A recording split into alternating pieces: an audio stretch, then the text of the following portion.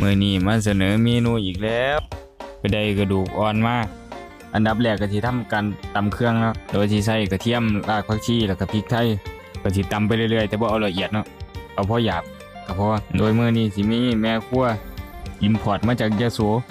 รับบทรังสรรค์เมนูโดยเฉพาะก็สิใส่เพิ่นตำเครื่องไปเรื่อยๆเนาะ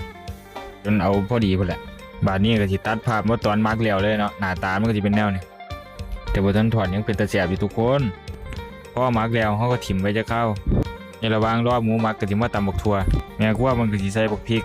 ใส่ผงนัวแล้วก็ซอยบักทั่วลงไปตำบ่ให้บักทั่วแตกไปจะเข้าจากนั้นก็ซอยบักเขือเทศกับบักนาวลงไปแล้วก็ตามด้วยน้ำปลาน้ำปลานิดหน่อยก็ตำไปเรื่อยๆเป็นอันเสร็จสิ้นตัดภาพมาที่ซี่โครงหมูตั้งกระทะอีแดงใส่น้ำมันให้เดือดพอน้ำมันเดือดได้ทีเขาก็ใส่หมูเขาลงไปครับตั้งไฟอ่อนแล้วก็ทอดไปเรื่อยๆจนกว่าสีหมูสิเริ่มได้ที่แล้วเอาทยอยตักขึ้นทีนี้ยังพอสีตอนมันสุกแฮงเป็นตาแซ่บก็สิเข้ากันคักว่ากับตำบักทั่วป่ะแม่ครัวเขาก็เริ่มทยอยตักขึ้นนะอันไหนมันสุกก็ตักขึ้นเลยพอแล้วก็เริ่มจัดจานทุกคน